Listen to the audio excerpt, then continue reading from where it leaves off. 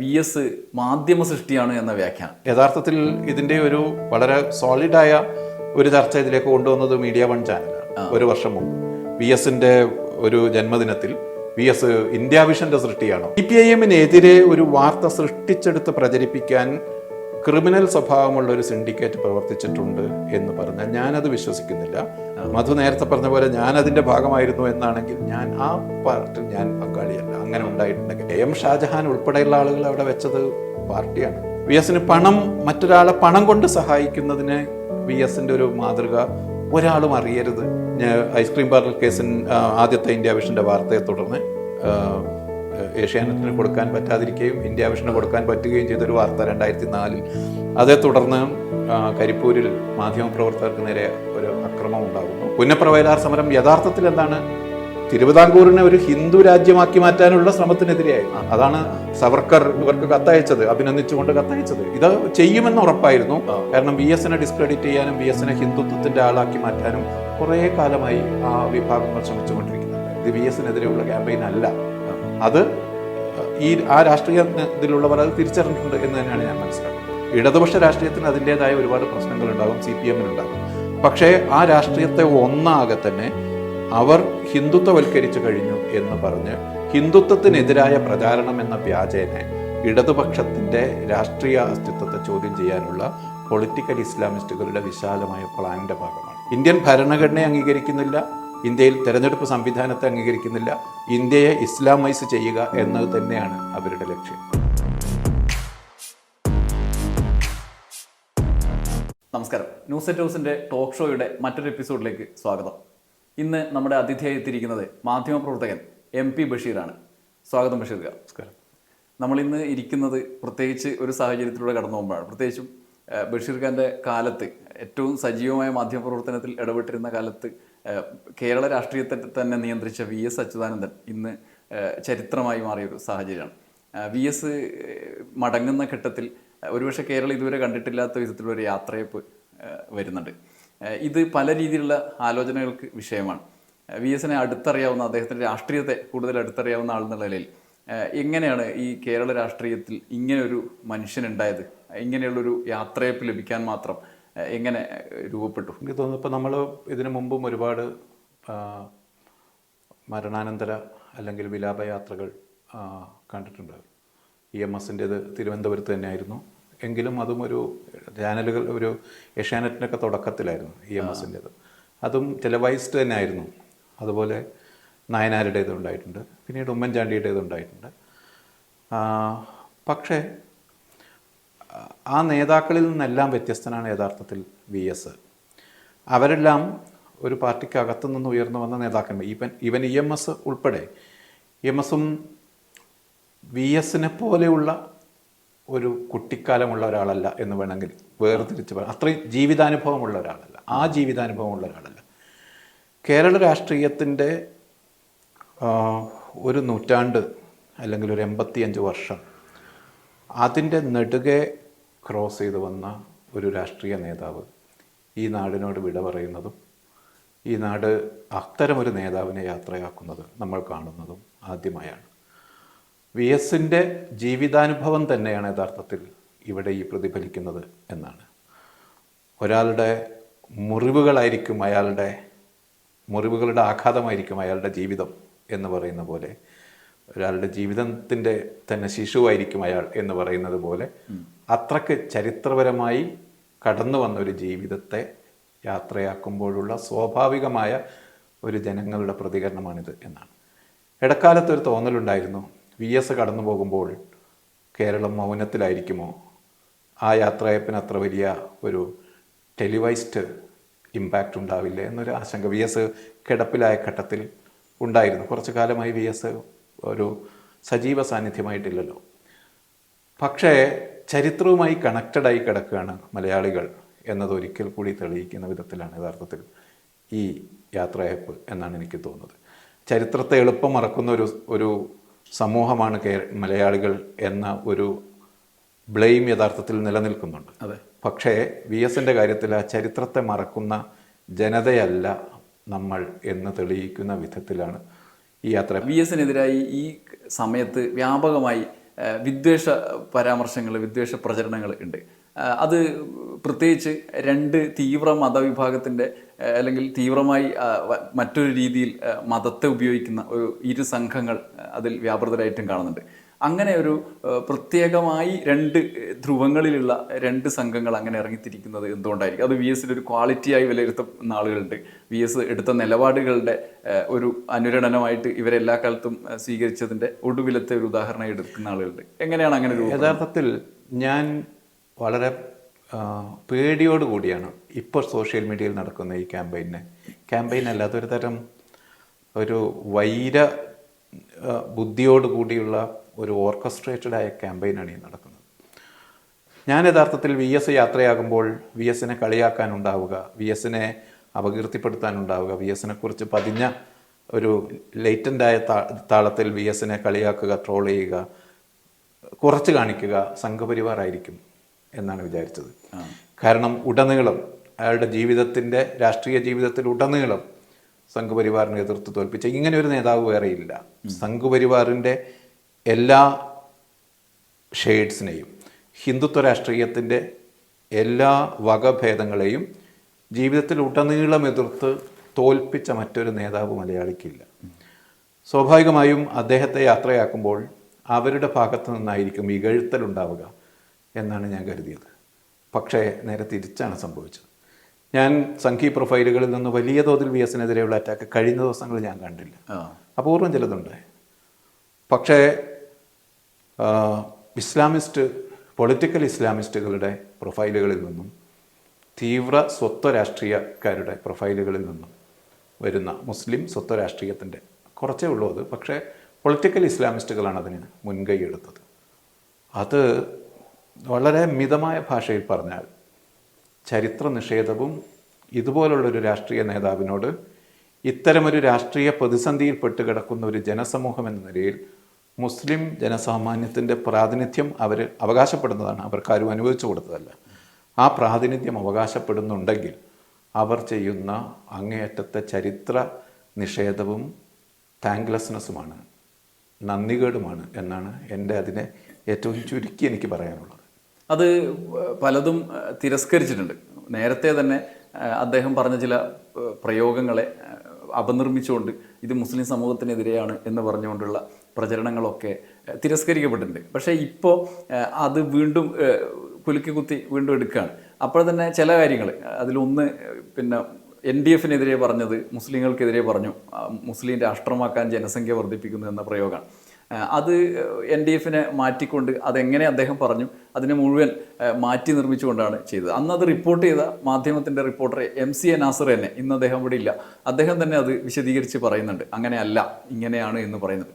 അങ്ങനൊരു സാഹചര്യം നമ്മുടെ നാട്ടിൽ രൂപപ്പെടുന്ന എങ്ങനെയാണ്? ഒരു കാര്യം നമ്മുടെ മാധ്യമത്തെയും ജനങ്ങളെയും വിശ്വസിച്ച് പറഞ്ഞൊരു കാര്യം പിന്നീട് മറ്റൊരു രൂപത്തിൽ പരിണമിക്കുന്ന, അതിനെ വേറൊരു വിഭാഗം ഏറ്റെടുത്ത് മറ്റൊരു രീതിയിൽ പ്രചരിപ്പിക്കുന്നു. അങ്ങനെ ഒരു സാഹചര്യത്തിൽ VS അകപ്പെടും എന്ന് നമ്മൾ, VS അല്ല ഒരാളും അകപ്പെടും നമ്മൾ വിചാരിക്കുന്നില്ല. പക്ഷെ VSനെ പോലെ ഒരാൾക്ക് അത് ഈ മരണാനന്തരമുള്ള ചർച്ചകളിൽ ഉണ്ടാക്കാൻ അവരുദ്ദേശിക്കുന്ന പോറൽ ഒരുപക്ഷെ ഭീതിപ്പെടുത്തുന്നത് തന്നെയാണ്. എങ്ങനെയാണ് ഇങ്ങനെ സംഭവിക്കുന്നത്? തീർച്ചയായും അതാണ് അങ്ങേയറ്റം പേടിപ്പെടുത്തുന്ന കാര്യം. VS അച്യുതാനന്ദൻ ഇപ്പോൾ പ്രൊഫസർ ജോസഫിൻ്റെ കൈവെട്ടലിന് തൊട്ട് പിറകെ ഡൽഹിയിൽ നടന്നൊരു വാർത്താ സമ്മേളനത്തിലാണ് ഇതിൽ ഏറ്റവും കോൺട്രവേഴ്സ്യലായ സ്റ്റേറ്റ്മെൻറ്റ് 40 വർഷം മീൻസ് 2040 ആകുമ്പോഴേക്കും കേരളം ഇസ്ലാമൈസ്ഡായ ഒരു ഒരു നാടായി തീരും എന്ന മട്ടിൽ പറയുന്നത് വളരെ സ്പെസിഫിക്കാണ്. ആ പറയുന്നത് ചോദ്യം പോപ്പുലർ ഫ്രണ്ടിനെ കുറിച്ചാണ്, ഉത്തരവും പോപ്പുലർ ഫ്രണ്ടിനെ കുറിച്ചാണ്. ഇനി ആരാണ് പോപ്പുലർ ഫ്രണ്ട്? പോപ്പുലർ ഫ്രണ്ട് സിമിയുടെ ഒരു രൂപാന്തരമാണ്. സിമി നിരോധിക്കപ്പെട്ടതിന് ശേഷം ജമാഅത്തെ ഇസ്ലാമിയുടെ വിദ്യാർത്ഥി സംഘടനയായിരുന്നു സിമി. ജമാഅത്തെ ഇസ്ലാമി ഇന്ത്യൻ ഭരണഘടനയെ അംഗീകരിക്കുന്നു എന്ന് പറഞ്ഞാണ് അതിൽ നിന്ന് സിമിക്കാരിറങ്ങിപ്പോയി വേറെ സിമി എന്ന രൂപത്തിലായത്. അവരെ നിരോധിച്ചപ്പോൾ അവരുണ്ടാക്കിയ, ഇപ്പോൾ സിമിയുടെ സ്ഥാപക നേതാക്കളായ 10 പേരിൽ 7 പേർ ചേർന്നാണ് പോപ്പുലർ ഫ്രണ്ട് ഉണ്ടാക്കിയത്. ഒരു സംശയവുമില്ല. കേരളത്തിൽ NDF എന്ന പേരിലാണ് അവർ ആദ്യം വന്നത്. കർണാടകയിൽ മറ്റൊരു സംഘടന ഉണ്ടായിരുന്നു, അസമിൽ വേറൊരു സംഘടനയായിരുന്നു, ബംഗാളിൽ വേറൊരു സംഘടനയുണ്ട്. ഇതെല്ലാം സിമിയുടെ മുൻ നേതാക്കൾ ചേർന്ന് ഉണ്ടാക്കിയ സംഘങ്ങളാണ്. ആ സംഘങ്ങളുടെ യോജിപ്പാണ്, അവരുടെ ഫെഡറേഷനാണ് പോപ്പുലർ ഫ്രണ്ട്. സിമിക്ക് വളരെ വ്യക്തമായും ഇന്ത്യൻ ഭരണഘടനയെ അംഗീകരിക്കുന്നില്ല, ഇന്ത്യയിൽ തെരഞ്ഞെടുപ്പ് സംവിധാനത്തെ അംഗീകരിക്കുന്നില്ല, ഇന്ത്യയെ ഇസ്ലാമൈസ് ചെയ്യുക എന്നത് തന്നെയാണ് അവരുടെ ലക്ഷ്യം. ആ ലക്ഷ്യം അവർ പ്രഖ്യാപിച്ചിട്ടുള്ളതാണ്. ഇന്ത്യയുടെ മോചനം ഇസ്ലാമിലൂടെ എന്ന് എഴുതി വെച്ച് പ്രചാരണം നടത്തിയിട്ടുള്ളതാണ്. അവരുടെ പിന്മുറക്കാരാണ് പോപ്പുലർ ഫ്രണ്ട്, അതിൽ യാതൊരു സംശയവുമില്ല. ഈ പോപ്പുലർ ഫ്രണ്ടിനെതിരെ VS അച്യുതാനന്ദനെ പോലുള്ള ഒരു നേതാവ് പ്രൊഫസർ ജോസഫിൻ്റെ കൈവട്ടിയ കേസിന് തൊട്ടു പിറകെ ഒരു മാധ്യമ സ്ഥാപനത്തിൽ നിന്ന്, മാധ്യമപ്രവർത്തകരിൽ നിന്ന് ഉയരുന്ന ഒരു ചോദ്യത്തിന് പ്രതികരണമായി പോപ്പുലർ ഫ്രണ്ട് എന്ന് ആദ്യം VS കൃത്യമായി പറയുന്നുണ്ട്. അതിനുശേഷം അവർ എന്ന് പറയുന്നു. ഈ അവർ എന്ന് പറയുന്നത് മുസ്ലിങ്ങളെ കുറിച്ചാണ് എന്ന് പ്രചരിപ്പിക്കുന്ന മട്ടിൽ അതിനെ കട്ട് ചെയ്തെടുത്ത് ഹാൻഡ് പിക്ക് ചെയ്തെടുത്ത് പ്രചരിപ്പിക്കുന്നത് VSനെ പോലുള്ള ഒരു നേതാവിനോട് കാണിക്കുന്ന അധിക്ഷേപം എന്നതിനപ്പുറത്തേക്ക് ഞാനതിനെ കാണുന്നത് ഇടതുപക്ഷ രാഷ്ട്രീയത്തെ ഹിന്ദുത്വത്തിൻ്റെ പേരിൽ അപമതിപ്പ് ഉണ്ടാക്കാനുള്ള, ഇടതുപക്ഷ രാഷ്ട്രീയത്തിന് അതിൻ്റേതായ ഒരുപാട് പ്രശ്നങ്ങളുണ്ടാകും, CPM-നുണ്ടാകും. പക്ഷേ ആ രാഷ്ട്രീയത്തെ ഒന്നാകെ തന്നെ അവർ ഹിന്ദുത്വവൽക്കരിച്ചു കഴിഞ്ഞു എന്ന് പറഞ്ഞ് ഹിന്ദുത്വത്തിനെതിരായ പ്രചാരണം എന്ന വ്യാജേനെ ഇടതുപക്ഷത്തിൻ്റെ രാഷ്ട്രീയ അസ്തിത്വത്തെ ചോദ്യം ചെയ്യാനുള്ള പൊളിറ്റിക്കൽ ഇസ്ലാമിസ്റ്റുകളുടെ വിശാലമായ പ്ലാനിൻ്റെ ഭാഗമാണ് ഈ ക്യാമ്പയിൻ. ഇത് VSനെതിരെയുള്ള ക്യാമ്പയിൻ അല്ല. അത് ആ രാഷ്ട്രീയ ഇതിലുള്ളവർ അത് തിരിച്ചറിഞ്ഞിട്ടുണ്ട് എന്ന് തന്നെയാണ് ഞാൻ മനസ്സിലാക്കുന്നത്. കുറച്ചുകൂടി വ്യക്തമായ ഒരു സാഹചര്യം ഉണ്ട് എന്ന് വെച്ചാൽ VSന്റെ മരണത്തിന് തൊട്ട് മുമ്പുള്ള മാസങ്ങളിലാണ് ഈ പറഞ്ഞതുപോലുള്ള പ്രചരണങ്ങളുടെ അതിൻ്റെ ഒരു മൂർത്തഭാവത്തിലേക്ക് എത്തിയത്. ഇപ്പം ഏറ്റവും ഒടുവിൽ M സ്വരാജിൽ എത്തി നിന്ന ഒരു രാഷ്ട്രീയ വ്യാഖ്യാനമാണ് ജമാഅത്തെ ഇസ്ലാമി അടക്കം നടത്തിക്കൊണ്ടിരുന്നത്. ഹിന്ദു പേരുള്ള ആളുകളെ ചേർത്ത് നിർത്തിക്കൊണ്ട് കടുത്ത സംഘപരിവാർ വിരുദ്ധരായ നേതാക്കളെ പ്രത്യേകമായി എടുത്തു നിർത്തിക്കൊണ്ട് അവരൊക്കെ ഈ സംഘി മനസ്സുള്ള ആളുകളാണെന്ന് വരുത്തി തീർക്കാൻ അവിടെ ഇവിടെ നിന്നും ചില വാചകങ്ങളും ചില ഉദ്ധരണികളും എടുത്തിട്ട് ചേർത്ത് വെച്ച് വ്യാഖ്യാനിക്കുകയാണ്. അതിൻ്റെ ഒടുവിലത്തെ ഉദാഹരണമായി ഇപ്പോൾ വീണ്ടും വരികയാണ്. VSനെതിരെ നേരത്തെ ഇത്തരത്തിലുള്ള പ്രചരണങ്ങൾ ഉണ്ടെങ്കിലും അതിൻ്റെ ഒരു തീവ്രഭാവത്തിൽ അവരിപ്പോൾ ഈ മരണാനന്തരം അതിന് ശ്രമിക്കുകയാണ്. അപ്പോൾ ഈ ബഷീർക്ക പറഞ്ഞ ആ ഒരു രാഷ്ട്രീയ സാഹചര്യം പ്രസക്തമാണെന്ന് തോന്നുന്നു. അങ്ങനെ ഒരു VSനെതിരായ ആക്രമണമല്ല, ഇത് വിപുലമായൊരു പദ്ധതിയുടെ ഭാഗമാണ് എന്ന് തന്നെ നമ്മൾ കരുതണം അല്ലേ?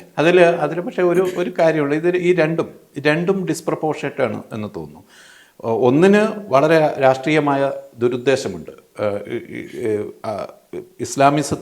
പൊളിറ്റിക്കൽ ഇസ്ലാമിസത്തിൻ്റെ ഒരു എല്ലാ കാലത്തുമുള്ള രാഷ്ട്രീയം അവർ എക്സ്പ്രസ് ചെയ്യുന്നു എന്ന് മാത്രം കണക്കിലാക്കിയാൽ മതി. പക്ഷേ അതിനോടുള്ള റെസ്പോൺസും കൂടി ഉണ്ട്. ഇപ്പം CPM-ൻ്റെ ഭാഗത്തുനിന്ന് അതിനോട് വന്ന റെസ്പോൺസും പ്രൊപ്പോർഷനേറ്റ് അല്ല എന്ന അഭിപ്രായം എനിക്കുണ്ട്. ഇത്രയും വലിയ ഒരു ചർച്ച ഇതിലേക്ക് CPM കൊണ്ടുവരേണ്ടതുണ്ടോ എന്നത് വേറെ കാര്യമാണ്.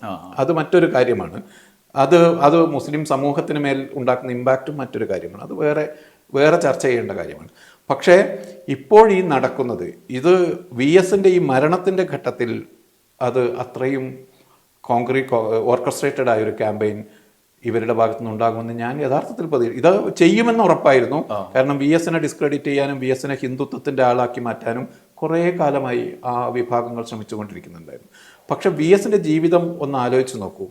ഞാൻ നേരത്തെ വെറുതെ പറഞ്ഞല്ല, ഒരു ജീവിതത്തിലുടനീളം അദ്ദേഹത്തിൻ്റെ രാഷ്ട്രീയ ജീവിതം, ഇപ്പോൾ കുട്ടിയായിരിക്കുമ്പോൾ അദ്ദേഹം ജാതി പറഞ്ഞ് അധിക്ഷേപിച്ച ക്ലാസ്സിലെ മേൽജാതിക്കാരായ കുട്ടികളെ ഇരുമ്പിന്റെ അരഞ്ഞാണം ഉരി അടിച്ചു. അവിടെ തുടങ്ങിയാണ് VS ഈ രാഷ്ട്രീയത്തോടുള്ള അദ്ദേഹത്തിന്റെ സമരം. 1946 പിന്നെ VSനെ നമ്മൾ ചരിത്രത്തിന്റെ ഭാഗമായി കാണുന്ന പുന്നപ്ര-വയലാർ സമരം യഥാർത്ഥത്തിൽ എന്താണ്? തിരുവിതാംകൂറിനെ ഒരു ഹിന്ദു രാജ്യമാക്കി മാറ്റാനുള്ള ശ്രമത്തിനെതിരെയായിരുന്നു.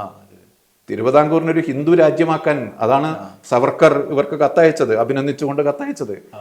ആ സമരമായിരുന്നില്ല തിരുവിതാംകൂർ രാജാവും ദിവാനും വിചാരിച്ച പോലെയാണ് നടക്കുന്നതെങ്കിൽ തിരുവിതാംകൂർ ഒരു ഹിന്ദു രാജ്യമാകുമായിരുന്നു. ഹിന്ദുത്വത്തിന്റെ ആദ്യ രാജ്യം തിരുവിതാംകൂർ ആകുമായിരുന്നു. അതിനെതിരെയാണ് യഥാർത്ഥത്തിൽ VS സമരം നടത്തിയത്.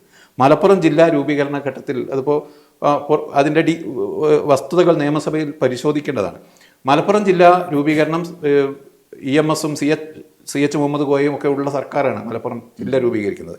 അന്ന് അതിനെതിരെ ക്യാമ്പയിൻ നടത്തിയവരുടെ കൂട്ടത്തിൽ K. കരുണാകരനുണ്ട്. മലപ്പുറം ജില്ല മാപ്പിള ഗറില്ലകളെ കൊണ്ടുവന്ന് രാജ്യമാക്കാനുള്ളതാണ് എന്ന് പ്രസംഗിച്ചത് കരുണാകരനാണ് നിയമസഭയിൽ. അന്ന് VS നിങ്ങളുടെ ഭാഷ ജനസംഘത്തിന്റെ ഭാഷയാണ് എന്നാണ് VS നിയമസഭയിൽ പറഞ്ഞത്.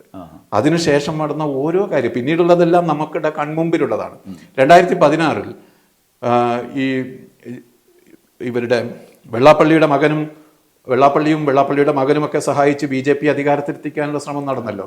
യഥാർത്ഥത്തിൽ ഒരു പാർലമെന്ററി രാഷ്ട്രീയത്തിൽ നിന്ന് പിന്തിരിഞ്ഞു പോകേണ്ട 85 വയസ്സ് കഴിഞ്ഞ ഒരു മനുഷ്യൻ തിരിച്ചു വന്ന് കേരളത്തിലുടനീളം യാത്ര ചെയ്താണ് BJP-യുടെ ഹിന്ദുത്വ രാഷ്ട്രീയത്തിന്റെ ആ മുന്നേറ്റത്തെ തടഞ്ഞത്. അന്നാണ് VS-ന്റെ നിങ്ങളുടെ അപ്പനാണോ കാള എന്ന് ചോദിച്ചുകൊണ്ടുള്ള പ്രസ്താവനയൊക്കെ ഉണ്ടായത്. ഇങ്ങനെയുള്ള ഒരു മനുഷ്യനെ, ഇങ്ങനെയുള്ള ഒരാളെ അവരുടെ വളരെ ക്ഷുദ്രമായ ശുഷ്കമായ രാഷ്ട്രീയ ലാക്കിന് വേണ്ടി അയാളുടെ മരണവേളയിൽ അതുപോലുള്ളൊരു നേതാവിനോട് ഇത്രയും മോശമായി പെരുമാറുന്നത്, അതാ ഞാൻ പറഞ്ഞത്, ചരിത്ര നിഷേധവും അങ്ങേയറ്റത്തെ നന്ദികേടുമാണ് യഥാർത്ഥത്തിൽ അവർ ചെയ്തിരിക്കുന്നത് എന്നാണ്.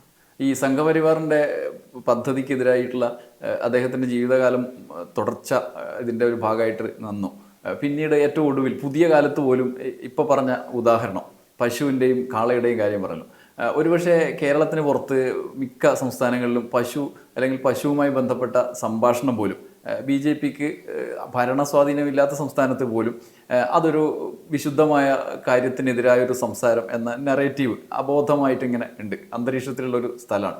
പക്ഷെ കേരളത്തിൽ അങ്ങനെ ഒരു ബോധം പരക്കുന്നതിന് ഉള്ള സാധ്യത പോലും ഇല്ലാതാക്കുന്ന ഒരു നീക്കമാണ് യഥാർത്ഥത്തിൽ ആ പ്രയോഗം തന്നെ നടത്തിയത്. ഇപ്പം നമുക്ക് പശുവുമായി ബന്ധപ്പെട്ട് സാധാരണ ഒരു പശു എന്നുള്ള മൃഗത്തിനപ്പുറത്തേക്കുള്ള വിശുദ്ധമായ വൈകാരികമായ ഒരു നിലയില്ല. ഒരുപക്ഷെ അങ്ങനെയുള്ള ഏറ്റവും സൂക്ഷ്മാംശത്തിൽ പോലും ഒരു മനുഷ്യൻ്റെ മനസ്സിലേക്ക് ഈ സംഘപരിവാറിൻ്റെ പ്രചരണങ്ങളെ മുളയിലെ ഇല്ലാതാക്കും വിധത്തിലുള്ള ഒരു നീക്കം അദ്ദേഹത്തിൻ്റെ രാഷ്ട്രീയത്തിൽ തന്നെ ഉണ്ടായിരുന്നു അല്ലേ? ഉടനീളമുണ്ട്, അത് ഉടനീളമുണ്ട്. ഇപ്പം ഈ അടുത്ത് ഞാൻ ഏറ്റവും ഒടുവിൽ ഞാൻ വായിച്ചത് നമ്മളുടെ കുട്ടി അഹമ്മദ് കുട്ടി VS-നെ പോയി കണ്ടു എന്നൊരു ഇത്. അതായത് പല പരാജയങ്ങൾ മുന്നിൽ കണ്ട് മുസ്ലിം ലീഗ് ഇടതുപക്ഷത്തേക്ക് ചായാൻ തീരുമാനിച്ചപ്പോൾ VS-ആണ് എല്ലാ കാലത്തും മുസ്ലിം ലീഗിന്റെ ഇടതുപക്ഷത്തേക്കുള്ള വരവിനെ VS-ആണ് തടയുന്നത്. കുട്ടി അഹമ്മദ് കുട്ടിക്ക് VS-മായി അടുത്ത ബന്ധം ഉണ്ടായിരുന്നു. VS-ന്റെ അടുത്തേക്ക് കുട്ടി അഹമ്മദ് കുട്ടിയെ ഇവർ പറഞ്ഞയച്ചു, VS-ന്റെ മനസ്സൊന്നൊരുക്കിയെടുക്കാൻ. VS അതിനെ നിരാകരിച്ചതിന് കുട്ടി അഹമ്മദ് കുട്ടിയോട് പറഞ്ഞ കാരണം കോൺഗ്രസിനെ കൊല്ലാൻ സമയമായിട്ടില്ല എന്നാണ്. കോൺഗ്രസിനെ കൊന്നാൽ ആ ഇടത്തേക്ക് കടന്നു വരുന്നത് ആരാകുമെന്ന് ആലോചിച്ച് നോക്കിയിട്ടുണ്ടോ? ഇതാണ് VS പറഞ്ഞത്. അതുപോലെ ഇപ്പോൾ ജോസഫ് സി മാത്യു കഴിഞ്ഞ ദിവസം പറഞ്ഞു, ഈ ചന്ദ്രശേഖരൻ്റെ വധത്തിന് ശേഷം, കൊലയ്ക്ക് ശേഷം ഒരു തെരഞ്ഞെടുപ്പിൽ വോട്ട് ചെയ്യാൻ പോകുന്നില്ല, അതിനോടുള്ള പ്രതിഷേധം എന്ന മട്ടിൽ വോട്ട് ചെയ്യുന്നില്ല എന്ന് തീരുമാനിച്ചു എന്ന് പറഞ്ഞപ്പോൾ നിങ്ങൾ ഉദ്ദേശിക്കുന്ന ആളല്ല മോഡി എന്ന് ഈ ജോസഫിനോട് പറഞ്ഞു എന്ന് പറയും. VS ഒരു ഘട്ടത്തിലും അദ്ദേഹത്തിൻ്റെ രാഷ്ട്രീയ ജീവിതത്തിൻ്റെ ഒരു നിമിഷത്തിൽ പോലും സംഘപരിവാറിനോട് സന്ധി ചെയ്തിട്ടില്ല. VS അതേസമയം ഒരു സോഷ്യൽ എഞ്ചിനീയറാണ്, അതിൽ സംശയമൊന്നുമില്ല. ആ സോഷ്യൽ എഞ്ചിനീയറിങ്ങിലൂടെയാണ് VS അധികാരത്തിലെത്തിയതും VS ഇടതുപക്ഷത്തെ അധികാരത്തിലെത്തിച്ചതും. ആ സോഷ്യൽ എഞ്ചിനീയറിങ്ങിൽ VS സമുദായങ്ങളെ അല്ല, സമുദായത്തിന്റെ സംഘടനാ രൂപങ്ങളെ VS അറ്റാക്ക് ചെയ്തിട്ടുണ്ടാകും. അത് മുസ്ലിം സമുദായത്തിന്റെ സംഘടനാ രൂപങ്ങളെ മാത്രമല്ല, ഹിന്ദുത്വത്തിന്റെ സംഘടനാ രൂപങ്ങളെയും എല്ലാ തരത്തിലുള്ള സാമുദായിക സംഘടനാ രൂപങ്ങളെയും VS അറ്റാക്ക് ചെയ്തിട്ടുണ്ട്. പക്ഷെ അത് ഞങ്ങൾക്കെതിരെ മാത്രമാണെന്നും മുസ്ലിം വിരുദ്ധനാണെന്നും പറഞ്ഞ് ഹിന്ദുത്വവാദിയാക്കുന്നത് അത് അവർ പ്രതിനിധാനം ചെയ്യുന്ന സമൂഹത്തോട് അവർ ചെയ്യുന്ന അങ്ങേയറ്റത്തെ തെറ്റാണ് എന്നാണ് എനിക്ക് തോന്നുന്നത്. ഇതിനോട് ചേർത്ത് വായിക്കേണ്ട മറ്റൊരു കാര്യമാണ് VS മാധ്യമ സൃഷ്ടിയാണ് എന്ന വ്യാഖ്യാനം. VS ജനകീയത നേടിയത്, VS പൊളിറ്റിക്സിൽ ഇങ്ങനെ ബലപ്പെടുത്തി നിൽക്കുന്നതിന് വേണ്ടി അദ്ദേഹം ഉപയോഗിച്ച സമരങ്ങളുടെ മാതൃകകൾ, അതൊക്കെ വഴി അദ്ദേഹം ഈ സോഷ്യൽ എഞ്ചിനീയറിംഗ് എന്ന് പറയുന്നതിനെ മറ്റൊരു തരത്തിൽ വ്യാഖ്യാനിക്കപ്പെടുന്നത് ഈ മാധ്യമ സൃഷ്ടി എന്നുള്ള രൂപത്തിലാണ്. അങ്ങനെ ഒരു ഇമേജ് സൃഷ്ടിച്ചെടുത്ത് VS രൂപപ്പെടുത്തിയതാണ് സ്വന്തം വ്യക്തിത്വം എന്നുള്ളൊരു വ്യാഖ്യാനമുണ്ട്. ഇപ്പോൾ അത് ആലോചിക്കേണ്ട ഒരു സമയമാണ്. നമ്മളിപ്പോൾ ഇന്നത്തെ ഈ വീഡിയോയുടെ തുടക്കം മുതൽ നമ്മൾ സംസാരിക്കുന്നത് അദ്ദേഹത്തിൻ്റെ ഭൂതകാലത്തെക്കുറിച്ചും രാഷ്ട്രീയത്തെക്കുറിച്ചുമാണ്. അതിനൊക്കെ ഉപരി ഇങ്ങനെയൊരു ആഖ്യാനത്തിനുള്ള നിലനിൽപ്പ് എന്താണ്? ഇപ്പോൾ ഇതും യഥാർത്ഥത്തിൽ ഇതിൻ്റെ ഒരു വളരെ സോളിഡായ ഒരു ചർച്ച ഇതിലേക്ക് കൊണ്ടുവന്നത് മീഡിയ വൺ ചാനലാണ്. ഒരു വർഷം മുമ്പ് VS-ന്റെ ഒരു ജന്മദിനത്തിൽ VS ഇന്ത്യ വിഷന്റെ സൃഷ്ടിയാണോ, ഔട്ട് ഓഫ് ഫോക്കസ് ഇന്ത്യ വിഷന്റെ സൃഷ്ടിയാണോ എന്ന് ചോദിച്ചിട്ട് ഇന്ത്യ വിഷന്റെ സൃഷ്ടിയാണ്, ആണോന്നല്ല ആണ് എന്ന് പറഞ്ഞുകൊണ്ടായിരുന്നു ആ ചർച്ച. യഥാർത്ഥത്തിൽ കേരളത്തിലെ മാധ്യമങ്ങൾക്ക് അത്ര ശേഷിയുണ്ട് എന്ന് മധുവിന് തോന്നുന്നുണ്ട്. VS-നെ പോലെ ഒരു രാഷ്ട്രീയ നേതാവിനെ സൃഷ്ടിക്കാനുള്ള ശേഷി അങ്ങനെ ലോകത്തൊരിടത്തും, പ്രത്യേകിച്ചും ഒരു ഇടതുപക്ഷ രാഷ്ട്രീയത്തിൽ ഒരു നേതാവ് മാധ്യമങ്ങളാൽ സൃഷ്ടിക്കപ്പെടില്ല. മാധ്യമങ്ങൾക്ക് അദ്ദേഹത്തെ പ്രതിഫലിപ്പിക്കാൻ പറ്റും, അതിനപ്പുറത്ത് ഒരു നേതാവിനെ സൃഷ്ടിച്ചെടുക്കൽ ഒരിടത്തും മാധ്യമങ്ങൾക്ക് സാധ്യമല്ല. ഇടതുപക്ഷ രാഷ്ട്രീയത്തിൽ അത് ഒട്ടുമേ സാധ്യമല്ല. ഈ പറയുന്ന സംഭവിച്ചത് എന്താണ് എന്ന് പറഞ്ഞാൽ 2000 ആണ്ട് മുതൽ ഇങ്ങോട്ട് കേരളത്തിൽ ടെലിവിഷൻ്റെ ഒരു 2003 ഇന്ത്യ വിഷൻ നിലവിൽ വന്നത്. ആദ്യത്തെ സമ്പൂർണ്ണ വാർത്താ ചാനൽ നിലവിൽ വരുന്നത് 2003 വി എസിൻ്റെ 2001 മുതലുള്ള പ്രതിപക്ഷ നേതൃസ്ഥാന ആ കാലമാണ് വി എസിനെ പൊതുസമൂഹത്തിൽ എസ്റ്റാബ്ലിഷ് ചെയ്യുന്ന ആ കാലം.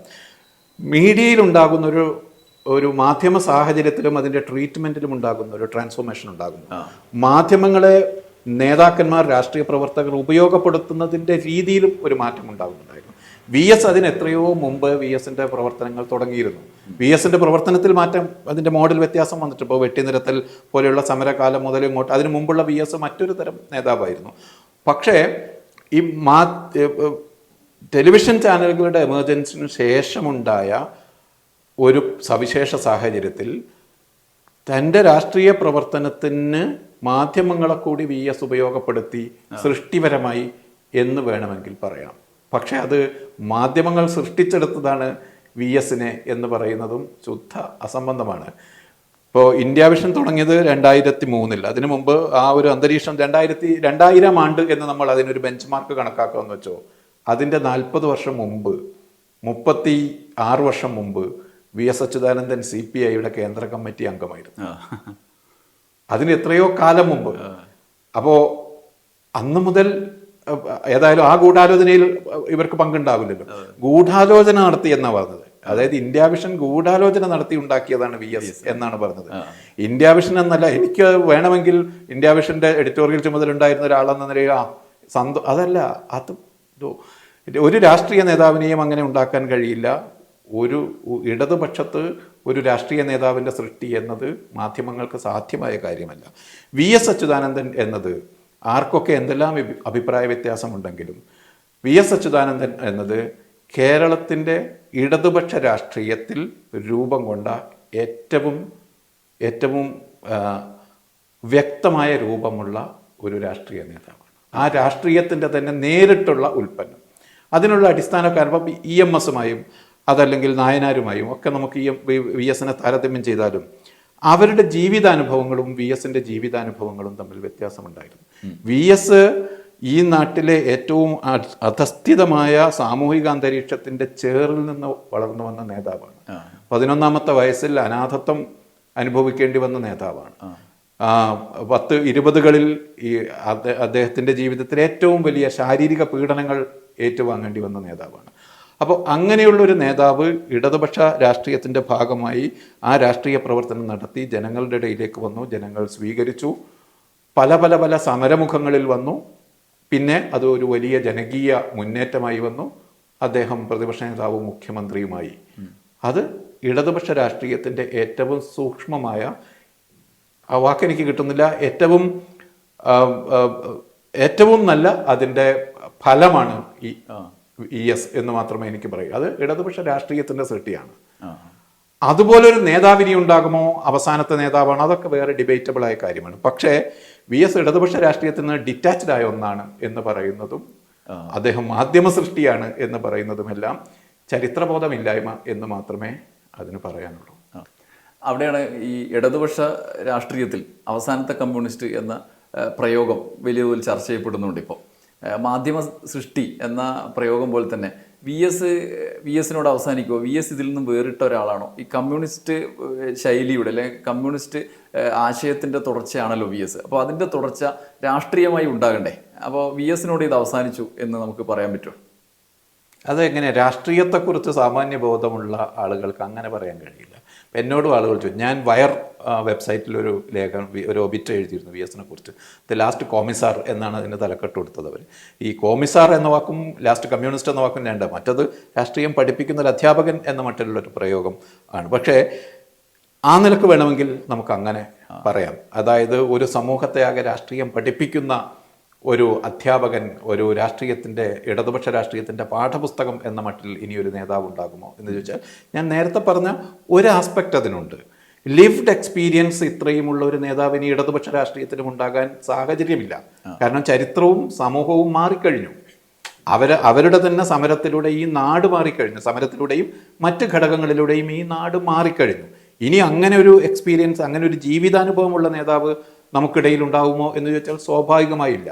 ആ നിലക്ക് VS ഒരു അവസാനത്തെ കണ്ണി തന്നെയാണ്. പക്ഷേ ഇത് ഒരു കമ്മ്യൂണിസ്റ്റ് നേതാവിൻ അവസാനത്തെ നേതാവാണോ ഇദ്ദേഹം?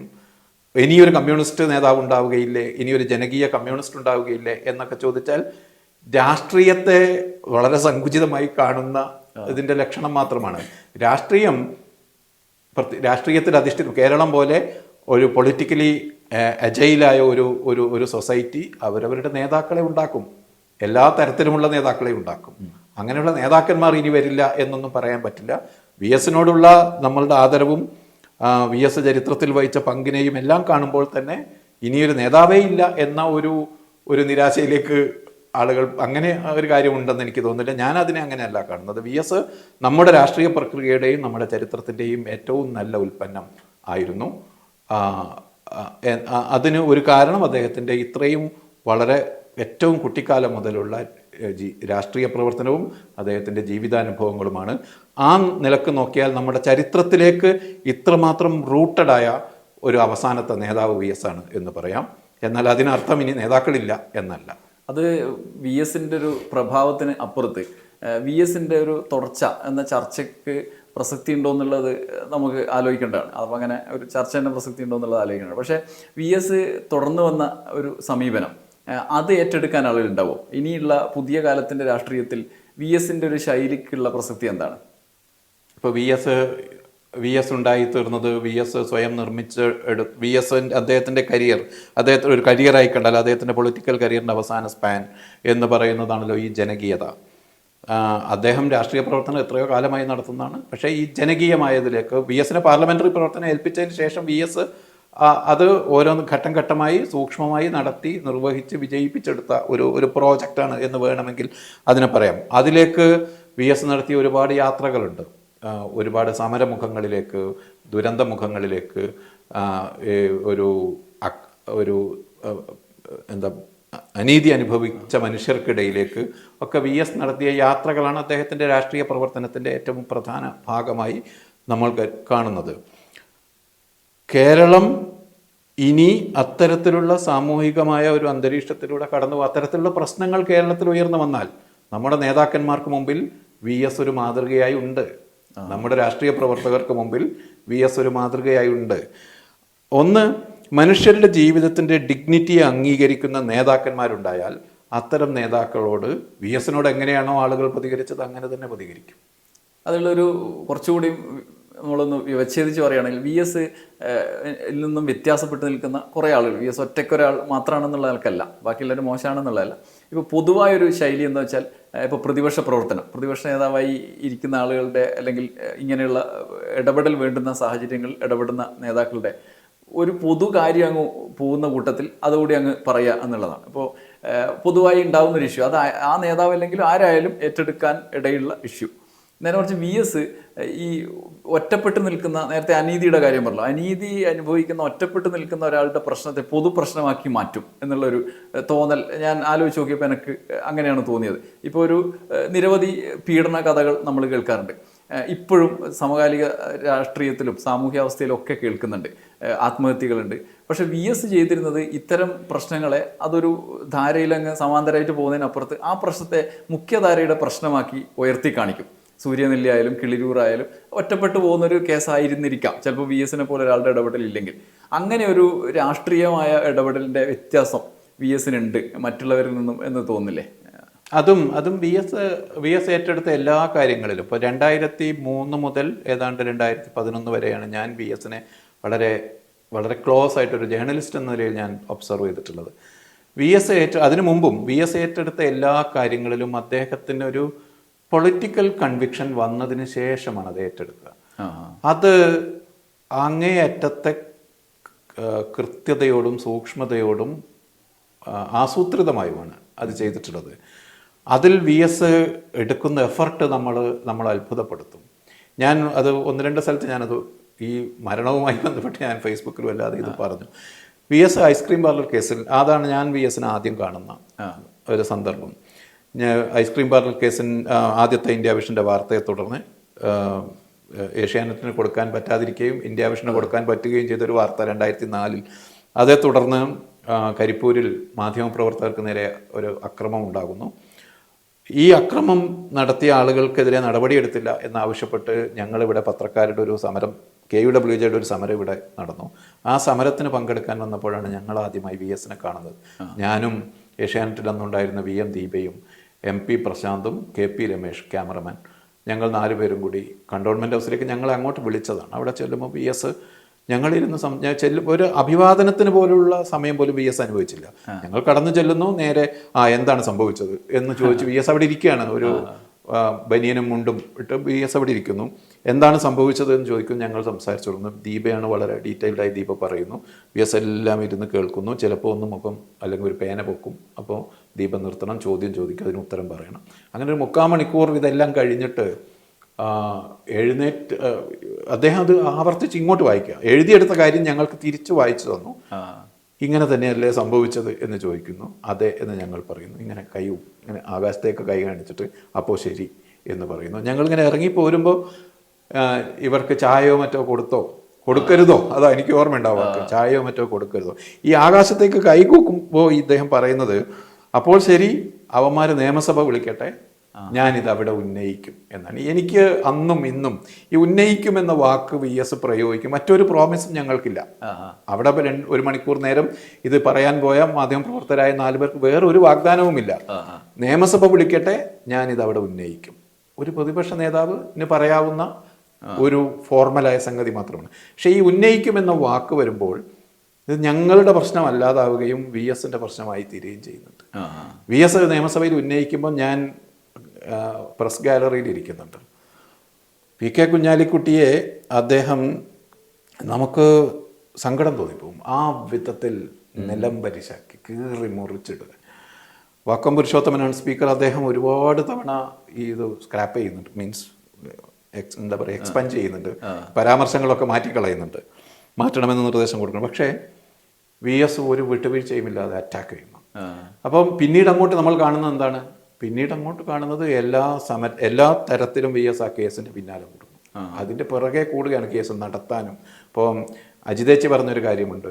ഒരിക്കൽ തിരുവനന്തപുരത്ത് നിന്ന് ജോസഫ് സി മാത്യു പിന്നെ ഒരു തുക 1 ലക്ഷം രൂപയോ മറ്റോ ആയിട്ട് എറണാകുളത്ത് പോയി, VSന്റെ പൈസയാണ്, VSന് ഈ എന്തെങ്കിലും ശമ്പളം കിട്ടും അല്ലെങ്കിൽ എന്തെങ്കിലും കാര്യത്തിലുള്ള പ്രത്യേക പെൻഷൻ പോലെയുള്ള കാര്യം, അത് സ്വരുക്കൂട്ടി വെച്ചത് ഈ സൂര്യനെല്ലി കുട്ടിക്ക് കൊടുത്തു എന്ന് പറഞ്ഞതുപോലെ, അതുപോലെ തന്നെ അജിത ചേച്ചിക്ക് കൊടുത്തൊരു അനുഭവമുണ്ട്. ഇത് കൊണ്ടുപോയി കൊടുത്തത് ജോസഫ് സി മാത്യു ആണ്, എനിക്കറിയാം. അത് 2 പേരും എന്നോട് ഈ കഥ പറഞ്ഞിട്ടുണ്ട്. അപ്പോൾ ഇത് കൊണ്ടുപോയി കൊടുക്കുകയാണ് കേസ് നടത്താൻ പണമില്ല എന്ന ഘട്ടം വരുമ്പോൾ. ഇങ്ങനെ അതിൻ്റെ പുറകെ കൂടെ ഏത് കേസിലാണെങ്കിലും VS ഒരു കാര്യം ഏറ്റെടുത്താൽ അതിൻ്റെ പിറകെ കൂടും, അത് പഠിക്കും എന്നതാണ്. ഞാൻ ഇപ്പോഴത്തെ ഉള്ളവരും അല്ലാത്തവരുമായ രാഷ്ട്രീയ നേതാക്കളും VSും തമ്മിൽ ഞാൻ കാണുന്ന ഒരു പ്രധാന പ്രശ്നം, അവരത് പരാതിയുമായി എത്തുന്ന ആളുകളെ ബോധ്യപ്പെടുത്താനാണ് അവർ പഠിക്കുകയോ പ്രതികരിക്കുകയോ ചെയ്യുന്നത്. VS അത് ജനങ്ങളെ ആകെ ബോധ്യപ്പെടുത്താനാണ് ചെയ്യുന്നത്. അതിപ്പോൾ ക്യാമറകളോട് സംസാരിക്കുമ്പോഴാണെങ്കിലും VSന്റെ മുന്നിൽ ഒരു ക്യാമറ ഉണ്ടെങ്കിൽ ഈ ക്യാമറ എൻ്റെ കാര്യങ്ങൾ റെക്കോർഡ് ചെയ്യുന്നുണ്ട് എന്ന് VSന് തോന്നിയാൽ മധു ഇന്റർവ്യൂവിന് പോവുകയാണെങ്കിൽ മധുവിനോടല്ല സംസാരിക്കുന്നത്, ജനങ്ങളോടാകെ. അതാണ് VSന്റെ ഒരു മോഡ്. അപ്പോൾ ചെറിയൊരു വ്യത്യാസമൊക്കെ വരാനുണ്ട് അതിൽ. അപ്പം പറയാൻ വന്നത് ഇതാണ്, VSന് തുടർച്ച ഉണ്ടാകുമോ, രാഷ്ട്രീയ പ്രവർത്തകർ ഇനി ഉണ്ടാകുമോ, ആ മോഡ് ഇനി തുടരുമോ എന്ന് ചോദിച്ചാൽ ഈ നാട്ടിൽ അത്തരത്തിലുള്ള പ്രശ്നങ്ങൾ ഉണ്ടാവുകയും അത് ഏറ്റെടുക്കാനുള്ള രാഷ്ട്രീയ പ്രവർത്തകർ ഉണ്ടാവുകയും ചെയ്താൽ VS അസാധ്യമായ ഒരു മാതൃകയാണ്.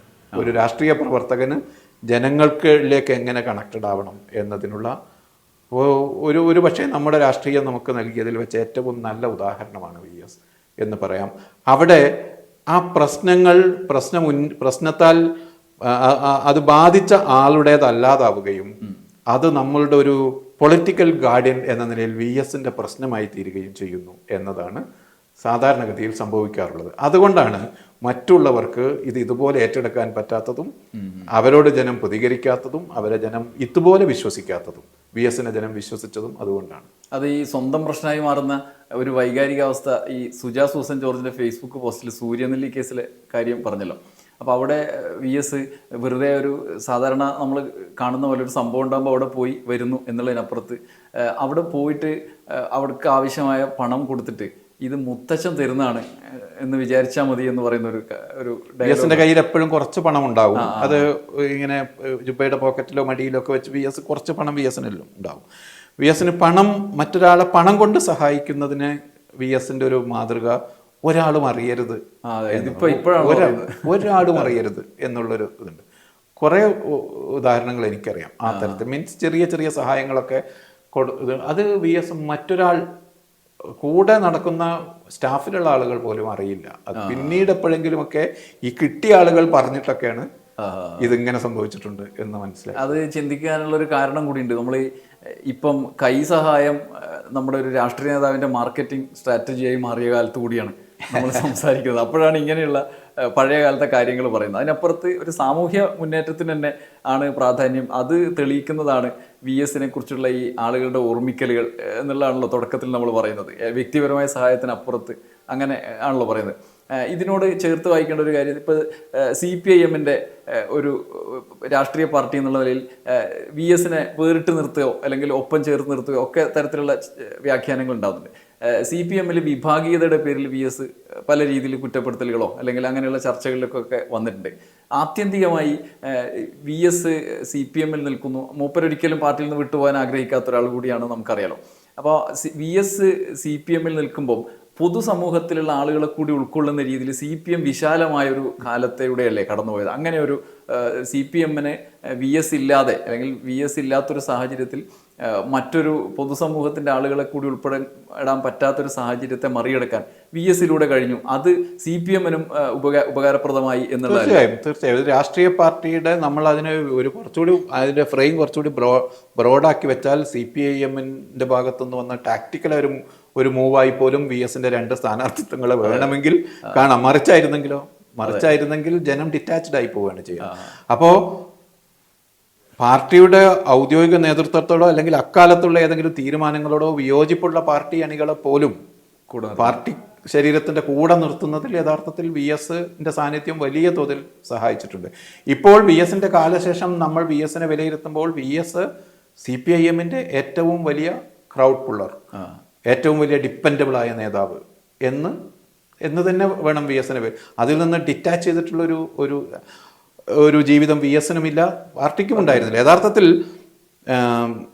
വി എസ് അനുപേക്ഷണീയനാണ് എന്ന് പാർട്ടിക്ക് തോന്നിയതുപോലെ തന്നെ പാർട്ടി ഉപേക്ഷിക്കാൻ എനിക്ക് കഴിയില്ല എന്ന് വി എസിനും തോന്നിയിരുന്നു എന്ന് എനിക്ക് തോന്നിയിട്ടുണ്ട്. പല ഘട്ടങ്ങളിലും കൂടെയുള്ള പലരും വി എസ് ഇതായി ഇറങ്ങി ഉടനെ ഇറങ്ങും എന്നൊക്കെ പറയുമ്പോഴും ചിലർ ഭരണഘടന ഉണ്ടാക്കി വി എസ് ഇറങ്ങാൻ സാധ്യതയില്ല. കാരണം വി എസിന് അടിസ്ഥാനപരമായി അത് അറിയാമായിരുന്നു ജനം എന്നുള്ളത്.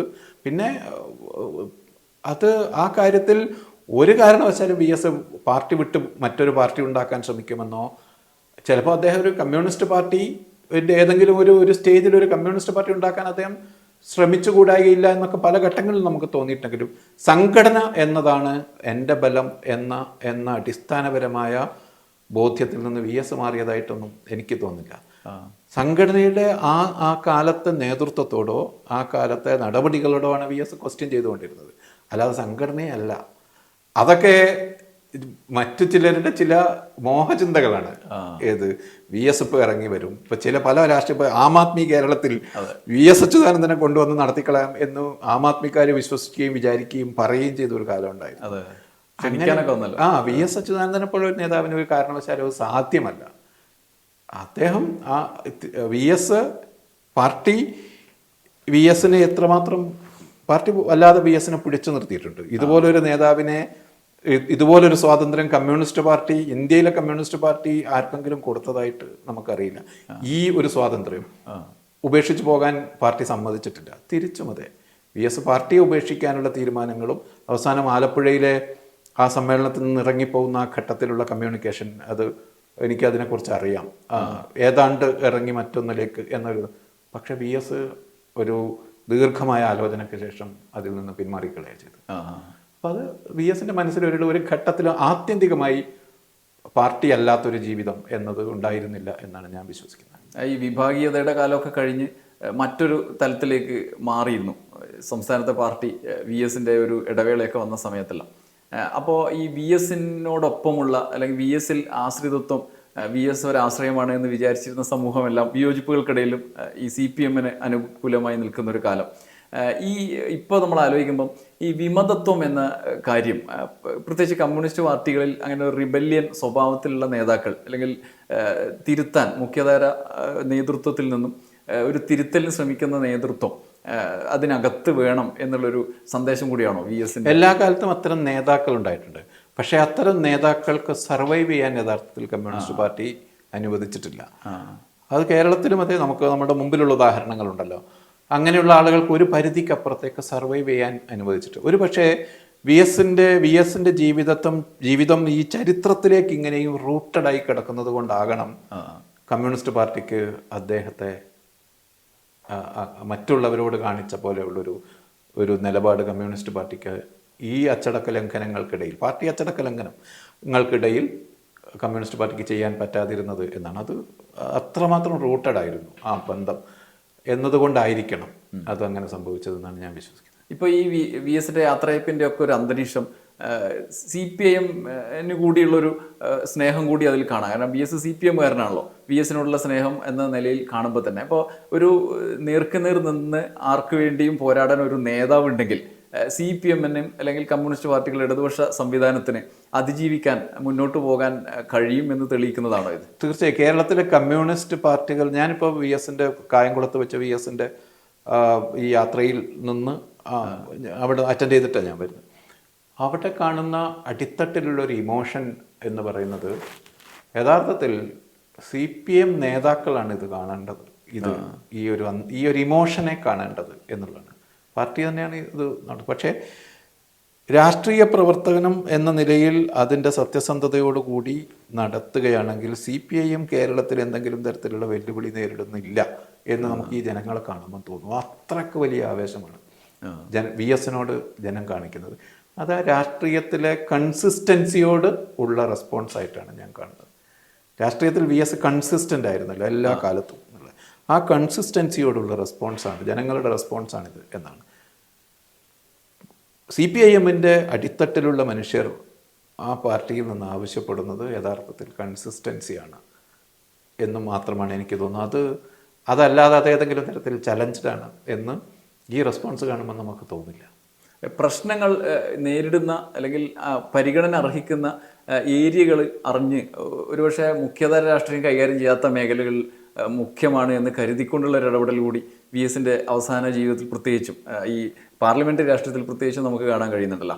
പരിസ്ഥിതി, സ്ത്രീ പ്രശ്നങ്ങളൊന്നും നമ്മൾ വേണ്ട രീതിയിലൊന്നും അഡ്രസ്സ് ചെയ്യാത്ത സമയത്താണ് VS ഒരു തീരുമാനിച്ചിറങ്ങിത്തിരിക്കുന്ന ഒരാളെ കയ്യാൻ വെക്കാൻ ഇറങ്ങിത്തിരിക്കുന്ന ഒരു പോലീസുകാരൻ ഇമേജോടുകൂടി ഇറങ്ങിത്തിരിക്കുന്നത്. അങ്ങനെ ഓരോ മേഖല എടുത്ത് തന്നെ അദ്ദേഹം പറയുകയാണ് അല്ലെങ്കിൽ ഇടപെടുകയാണ്. നമുക്ക് പരിചയമില്ലാത്തൊരു മേഖല അദ്ദേഹം ഇടപെടുന്നു. അതിനൊക്കെ ഒപ്പം ചേർത്ത് വായിക്കേണ്ടത് ഒരുപക്ഷെ നേരത്തെ പറഞ്ഞ പോലെ VS ഈ മുഖ്യധാരാ മാധ്യമങ്ങളിൽ ഹീറോ ആവുന്നതിന് മുന്നേയും വെട്ടിനിരത്തൽ എന്ന് ആക്ഷേപിക്കപ്പെട്ടൊരു സമരത്തിലൂടെ കടന്നു വന്നിട്ടല്ലോ. സമീപകാലത്ത് ഇപ്പം ഇന്നലെ മിനിയാന്നൊക്കെ ആയിട്ട് വെട്ടിനിരത്തൽ നേതാവായി VS-നെ ചിത്രീകരിച്ച മാധ്യമം പോലും പ്രളയത്തിന് ശേഷം VS-ന്റെ ആ സമരം ശരിയായിരുന്നു എന്ന തിരിച്ചറിവിലേക്ക് നമ്മൾ എത്തിയെന്ന് എഴുതുകയാണ് അവരുടെ പ്രധാന മുഖപ്രസംഗ പേജിൽ തന്നെ. അങ്ങനെ ഒരു ചിന്ത മാറ്റം കാരണമായി. അപ്പോൾ മുദ്രാവാക്യങ്ങൾ മൂപ്പര് തിരഞ്ഞെടുക്കുന്നത് പരിഗണനാർഹമായ ഏരിയ അത് ജനത്തിന് വേണ്ടിയിട്ടുള്ളതാണ് തോന്നലും ജനത്തിന് ഉണ്ടാകുന്നുണ്ട് അല്ലേ? അതൊക്കെ കാരണമായിരിക്കാം ഇങ്ങനെയൊരു യാത്രയപ്പും വരുന്നത്. VS അടിസ്ഥാനപരമായി VS-ന്റെ വികസനത്തോടുള്ള VS-ന്റെ അപ്രോച്ച് ഒരു വലിയ അടിത്തട്ടിലുള്ള ഒരു വലിയ ജനവിഭാഗത്തെ ആ ഫ്രെയിമിൽ ഉൾപ്പെടുത്തിക്കൊണ്ടാണ്. ഒരു അവരുടെ ജീവിതാഭിവൃദ്ധി, അവരുടെ ജീവിതത്തിൻ്റെ അഭിവൃദ്ധി, അവരുടെ ജീവിതത്തിൻ്റെ മുന്നോട്ട് അതിൻ്റെ പ്രോഗ്രസ് എന്നതാണ് VS-ൻ്റെ വികസനം എന്നതിൽ രണ്ട് പരിപ്രേക്ഷ്യം യഥാർത്ഥത്തിൽ നമ്മുടെ രാഷ്ട്രീയ മേഖലയിലുണ്ട്. VS അതിലേറ്റവും അടിത്തട്ടിലുള്ള ഒരു സംഘം. VS-ന്റെ ജീവിത വീക്ഷണം തന്നെ അതായിരുന്നു, VS-ന്റെ അനുഭവവും അത് തന്നെയായിരുന്നു.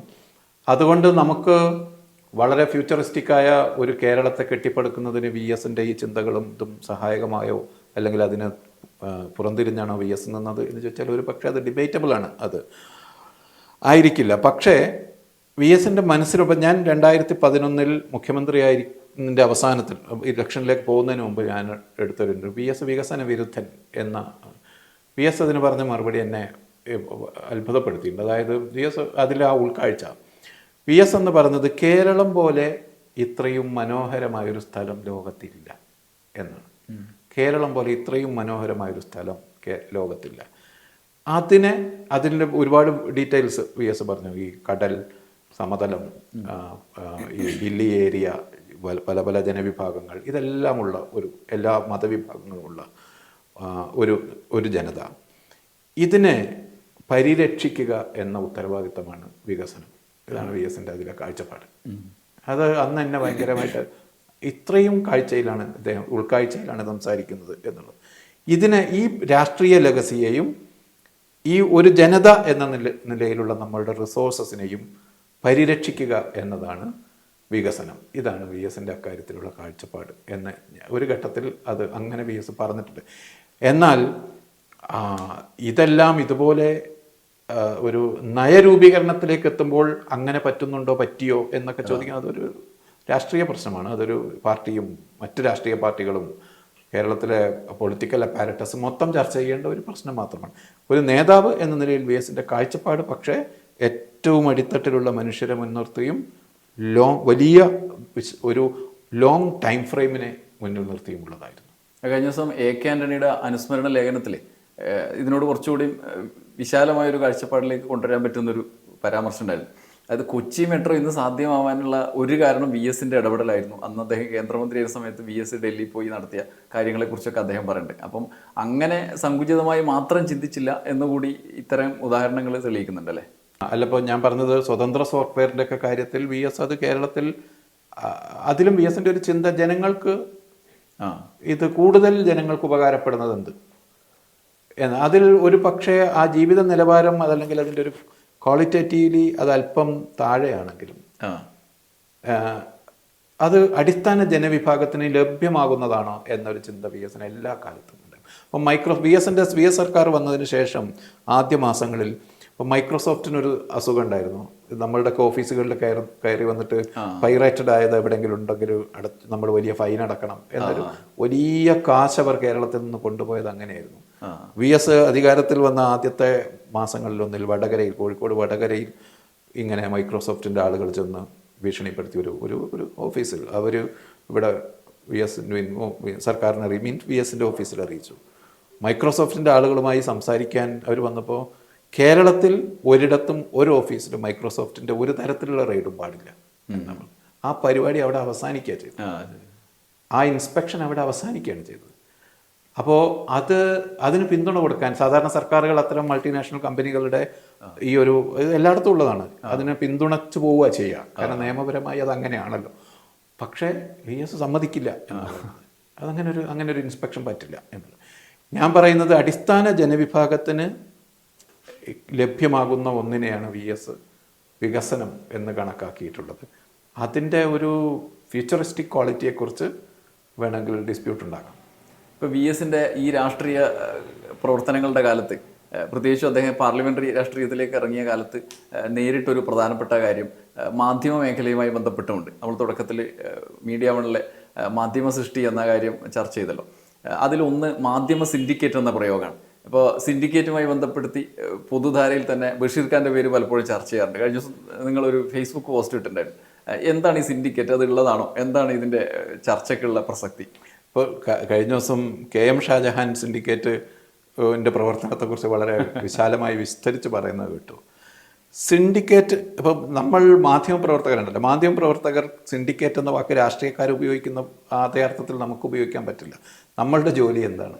നമ്മളുടെ ജോലി VS അച്യുതാനന്ദൻ ഉൾപ്പെടെ അധികാര കേന്ദ്രത്തിലുള്ള ആരാണെങ്കിലും, അത് പാർട്ടി അധികാര കേന്ദ്രമാണെങ്കിലും സർക്കാരിൻ്റെ അധികാര കേന്ദ്രമാണെങ്കിലും കോർപ്പറേറ്റുകളുടെ അധികാര കേന്ദ്രമാണെങ്കിലും അവർ മറച്ചു പിടിക്കാൻ ശ്രമിക്കുന്ന കാര്യങ്ങൾ ജനങ്ങൾക്ക് മുന്നിൽ എത്തിക്കുക.